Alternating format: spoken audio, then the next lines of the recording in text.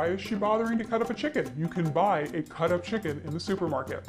Well, because when you buy a cut up chicken, first of all, it's more expensive than buying a whole chicken.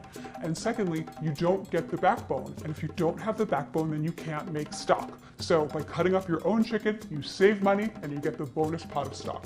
First thing to do is to remove the legs. You find this space that connects the thigh to the breast over here, and you make a little slit with your knife.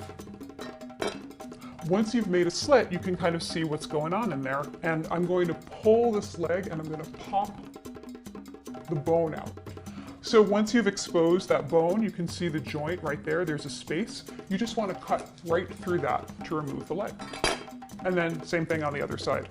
Then to separate the drumstick from the thigh, just flip the chicken leg over and then look for the fat line. You can see, do you see over here, there's this little line of fat?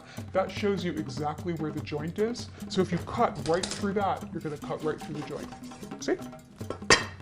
Take your wings off next. Just take your thumb and feel where the joint is. You're gonna feel a little ridge. That is where you want to cut. And lift the wing up and then let the chicken kind of fall down, and the weight of the chicken is going to help you here. There it goes. Next, you want to cut the backbone off. So I'm going to use kitchen shears for this. You could use a knife. I just find the shears easier. Again, look for the fat lines. See that fat line? Just cut right along that. It's like, in a way, the fat lines are almost like a diagram on the chicken. They just show you where to cut. Cut through the ribs, like that. And then I'm going to break this guy off. You can either break the backbone off, or you can cut around it, or do some combination of breaking and cutting until it comes off. So here is the backbone, and this is your prize. This is what you're going to use for stock. I'm just going to throw it in a pot immediately. There. And now you're left with the breast. So what you want to do is separate this into two halves. You just want to make a little slit right in this bone right here, just so it'll help you break the breast into two.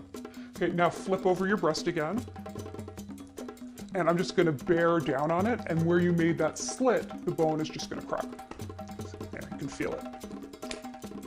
There we go. Now smooth out the skin again, and then just cut right down the middle. Because you've broken that bone, it's gonna be easy to cut right through. And that's it. At this point, I've cut my chicken into 8 different pieces. This is how I like to cook a cut up chicken. If you want though, you could cut these breasts in half. I like the big piece of breast because the white meat cooks faster than the dark meat. So if you keep the breast in one big piece, everything will cook evenly. So now you have your backbone and it's all ready for you to make stock. And the great thing about making a very small batch of stock is it cooks quickly and it's easy to handle. You don't have a giant pot full of stock that you have to strain. You could add nothing more than a couple of garlic cloves or an onion and then cover it with water, and the stock would be great. But if you have the vegetables lying around, you might as well use them. I've got carrot, onion, stuck with a clove, parsley, a bay leaf, some garlic, of course celery. Throw that all in, cover it with water, let it simmer for maybe an hour or two.